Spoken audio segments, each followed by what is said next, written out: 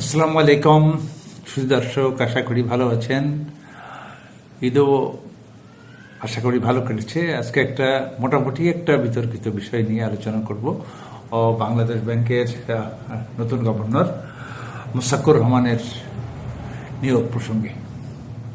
তা এটা আসলে মানে কতটা বিতর্কিত এই বিষয়ে আমি একটু আলোচনা করার চেষ্টা করি। তা আলোচনা করার আগে আমরা দেখি যে এই সেন্ট্রাল ব্যাংকের গভর্নর হওয়ার জন্যে কি বা ওয়ার্ল্ড ওয়াইড কি যোগ্যতাকে কনসিডার করা হয়, গ্লোবালি কি যোগ্যতাকে, অর্থাৎ core educational and professional background.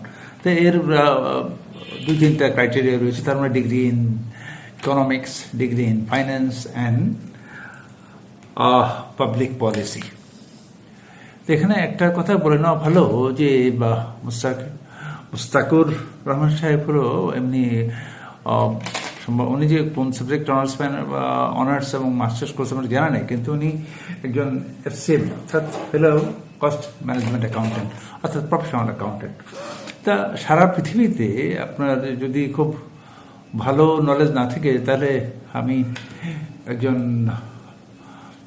Professional accountant হিসাবে আপনাকে কিছু আইডিয়াটা দিই যে সারা পৃথিবীতে যখন আপনি দেখবেন যে ফাইন্যান্সে ডিপার্টমেন্টে, মানে আমি অন্যদিকে নাই গেলাম, সিএটিও সেটা পরে এসেছি, অ্যাপয়েন্টমেন্ট দেওয়া হয়, তখন সাধারণত সারা দুনিয়াতে এই সিএফও বলেন, ফাইন্যান্স ডিরেক্টর বলেন, general manager finance and accounts বলেন, রিস্ক ম্যানেজমেন্ট বলেন, ফান্ড ম্যানেজমেন্ট বলেন, ট্রেজারি ম্যানেজমেন্ট বলেন, ফাইন্যান্স ম্যানেজার বলেন, ফাইন্যান্সিয়াল অ্যানালিস্ট বলেন, এবং আরও কত কি। এই প্রফেশনাল অ্যাকাউন্টেন্টরা they can play vital role in multifarious position. তো এগুলো কিন্তু এই সাধারণত professional accountant like chartered accountant, CPA, chartered professional accountant বা সার্টিফাইড পাবলিক অ্যাকাউন্টেন্ট, ইভেন এই যে cost and management accountant, they are also professional accountant. এদেরকেই সারা দুনিয়ায় কনসিডার করা হয়। তা ঠিক আছে, এবং তারা শুধু পরীক্ষিতই নয় এবং সমাদৃত অল ওভার দ্য ওয়ার্ল্ড। এর কিন্তু এই কোনো বিকল্প বলে নাই বললেই চলে। এমনি দু একটা এক্সেপশন আপনি পেতেই পারেন। তো তাদের নামের সাথে অ্যাকাউন্টেন্ট থাকলেও তারা কিন্তু ফাইন্যান্সিয়াল প্রফেশনাল, ঠিক আছে, ফাইন্যান্স প্রফেশনাল, এটা আপনাকে বুঝতে হবে। তা এই যে গ্লোবালি যে requirements, degree in economics, degree in finance এবং ডিগ্রি ইন পাবলিক পলিসি, তা এই যে তার পড়াশোনার ব্যাপারে অনেকে মন্তব্য করেছেন, এটা খুবই দুঃখজনক। হ্যাঁ, তিনি কতটুকু সাকসেসফুল হবেন এবং কতটুকু সাকসেসফুল হবেন না, এটা তার উপরে নির্ভর করে। হ্যাঁ, আর অনেকে বলেছেন যে তিনি ব্যবসায়ী। ভাইরে, এই কোথাও চেম্বারে বসে চাকরি করার চেয়ে উদ্যোক্তা হওয়া অনেক অনেক বেশি টাফ এবং অনেক বেশি যোগ্যতা লাগে। আপনি ধরেন কথার কথা যে ইউনিভার্সিটিতে পাশ করে সরকার বিসিএস দিয়ে সরকারি চাকরি করলেন, আপনিও ট্যাক্স, আপনি তো সরকার এই জনগণের করের টাকায় বেতন নেই। তা আপনি বলবেন যে আপনিও তো বেতন, আমিও তো ট্যাক্স দিই। আপনি ট্যাক্সের টাকায় ট্যাক্স দেন, মাইন্ড ইট, আপনি ট্যাক্সের টাকায় ট্যাক্স দেন। আর যে একটা উদ্যোক্তা, সে ব্যবসা করে সরকারকে ট্যাক্স দেয় এবং সে যদি 20-25টা ফ্যামিলিকে লোককে অ্যাপয়েন্টমেন্ট করতে 20-25টা পরিবার বেঁচে যায়। কিন্তু আপনি কিন্তু চাকরি করে একটা পরিবার বাঁচাতে পারেন না নিজেরটা ছাড়া। অর্থাৎ এই যে উনি ব্যবসায়ী হলে এই যে এটা একটা ডিসকোয়ালিফিকেশন, নট এট অল, ঠিক আছে। আর এই যে তার যে গভর্নর হওয়ার যে কোয়ালিফিকেশন, সেটা ঠিকই আছে। হ্যাঁ, তার একটা মাত্র বা দুইটা মাত্র ডিসকোয়ালিফিকেশন যে তিনি দলীয় যোগ্যতা, তিনি ব্যাংক ঋণ খেলাপি। এখন আমরা দেখি যে এই যে সাধারণত যারা ইকোনমিক্সে পিএইচডি করেন বা বিশেষায়িত ডিগ্রি করেন, তারা সাধারণত গভর্নর হলে দেখা যায় যে এই যে পলিসি মেকিং বা মনিটারি পলিসি যেটা, এটাই মেনলি মেনটেন করেন বা ইনফ্লেশন এটা মেনটেন করেন। কিন্তু একটা ব্যাংক চালাতে হলে এটা ছাড়া অনেক কিছু লাগে, যেমন corporate strategy, capital allocation, risk management, liquidity management, fund management. তারপর এই যে বাংলাদেশ ব্যাংকের একটা বড় দায়িত্ব যে যেসব কমার্শিয়াল ব্যাংকগুলোর, এই দেখেন না বাংলাদেশের ব্যাংকগুলোর কী অবস্থা। এটা তার মানে কি, Bangladesh bank fail to manage the internal control. এবং এসব ব্যাপারে আমি অবশ্যই বলবো যে একজন ইকোনমিস্টের চেয়ে একজন চার্টার্ড অ্যাকাউন্টেন্ট বা cost and management accountant, even a professional accountant is far better than economics. Economics নিশ্চয়ই ভালো, আমি কাউকে ছোট করছি না বা কাউকে অবহেলা করছি না, শুধু বলছি যে কিছু কিছু ব্যাপার আছে। হ্যাঁ, যেমন ধরেন একজন যেহেতু কস্ট অ্যান্ড ম্যানেজমেন্ট নিয়ে উঠছে, সেক্ষেত্রে বলি, অন্য চার্টার্ড অ্যাকাউন্টেন্টের ব্যাপার নিয়ে নাই বলি, যে উনিও কিন্তু উনি যে আইসিএমএতে পড়েছেন, ওনারও কিন্তু ইকোনমিক্স সাবজেক্ট ওনার কোর্সের মধ্যে আছে। সেখানে উনি ওই micro macro Bangladesh development economics বা ইন্টারন্যাশনাল ইকোনমিক্স পড়েছেন। হ্যাঁ, উনি হয়তো ওই যে ম্যাক্রো ইকোনমিতে বিশেষভাবে জ্ঞান অর্জন করেননি, বাট উনি এটা জানেন, কাজ চালিয়ে নেওয়ার মতো জ্ঞান ওনার আছে, ঠিক আছে। কিন্তু কিছু কিছু জায়গা আছে যেটা ইকোনমিক্সটা জানেন না। যেমন আমি আপনাকে বললাম রিস্ক ম্যানেজমেন্ট, এই যে সব ব্যাংকগুলোর যে করুণ অবস্থা, লিকুইডিটি ম্যানেজমেন্ট, মানে লিকুইডিটি, এইটা যদি একজন প্রফেশন লোক থাকতো, তাহলে কিন্তু তারা অনেক ভালো এটা ব্যাংকগুলোতে ম্যানেজ করতে পারতো। এই যে রিকভারি বা ক্রেডিট ম্যানেজমেন্ট, এটা যে কোনো লোকের চেয়ে একজন প্রফেশনাল অ্যাকাউন্টেন্ট অনেক অনেক ফার বেটার এই ক্রেডিট ম্যানেজমেন্ট, ঠিক আছে।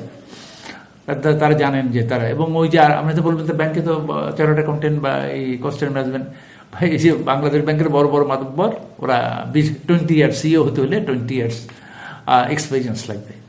তো 20 ইয়ার্স এক্সপিরিয়েন্স কি সব লোকের জন্য এটা দরকার, যারা এত কষ্ট করে আপনারা যে শিক্ষা নিয়ে ওখানে জয়েন করেছেন, আর এই যে লোকগুলো চার্টার্ড অ্যাকাউন্টেন্ট বা কস্ট অ্যান্ড ম্যানেজমেন্ট অ্যাকাউন্টেন্ট হয়েছেন, তারা ওইটা করার পর তারপর এটা করেছেন, এবং ব্যাপারটাও তো ইজি নয়, ঠিক আছে।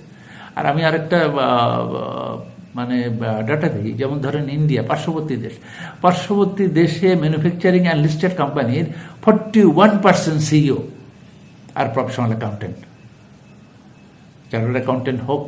ইন্ডিয়াতেও কস্ট অ্যান্ড ম্যানেজমেন্ট অ্যাকাউন্টেন্ট আছে, বেশিরভাগ ক্ষেত্রে চার্টার্ড অ্যাকাউন্টেন্ট। যেহেতু আজকে কস্ট অ্যান্ড ম্যানেজমেন্ট অ্যাকাউন্টেন্ট নিয়ে কথা উঠেছে, এই জন্য আমি চার্টার্ড অ্যাকাউন্টেন্ট সম্বন্ধে বেশি কথা বলতে চাচ্ছি না। সাউথ আফ্রিকায় এই 40% সিইও চার্টার্ড অ্যাকাউন্টেন্ট। আপনি ইংল্যান্ডে দেখেন, ইংল্যান্ডের 100 ইএফটি কোম্পানির সিইও ফাইন্যান্স ব্যাকগ্রাউন্ড, তাদের প্রায় 27% সিইও। বাংলাদেশের ডাটা আমি পাইনি, তবে আমি এআইতে দেখেছি, মানে আর্টিফিশিয়াল ইন্টেলিজেন্স জিজ্ঞাসা করে, ওরা বলছে 40 থেকে 45%। এবং এই যে হ্যাঁ, এই যে যারা উনি ব্যবসা করেছেন, ওনার কোম্পানি, হ্যাঁ ওনার একটা উনি ডিফল্টার, ওনার কোম্পানির ফাইন্যান্সিয়াল ম্যানেজমেন্ট নাই, সেখানে উনি ফাইন্যান্স কাজ করেননি। উনি যেহেতু নিজে প্রফেশনাল অ্যাকাউন্টেন্ট, তো এটা করেছেন। তা আশা করি যে যারা হি হা করছেন, এটা করবেন না, ঠিক আছে। কোনো এডুকেশনই বা কোনো সাবজেক্টই সম্পূর্ণ একটা অর্গানাইজেশন চালানোর পক্ষে সম্পূর্ণ সহায়ক নয়, কিছু ড্রব্যাক সব জায়গায় থাকে। একজন ইকোনমিক্স, যেমন ম্যাক্রো ইকোনমিক্স ভালো জানেন, একজন প্রফেশনাল অ্যাকাউন্টেন্ট, তিনি যেমন corporate strategy, capital allocation, risk management, even reserve management, একজন রিজার্ভ ম্যানেজমেন্টও একজন ইকোনমিস্টের চেয়ে একজন প্রফেশনাল অ্যাকাউন্টেন্ট ভালো মেনটেন করতে পারে। Fund flow management, cash management, যেগুলো ব্যাংকের। এবং আজ দেখেন না, এই যে আরেকটা কথা, এই যে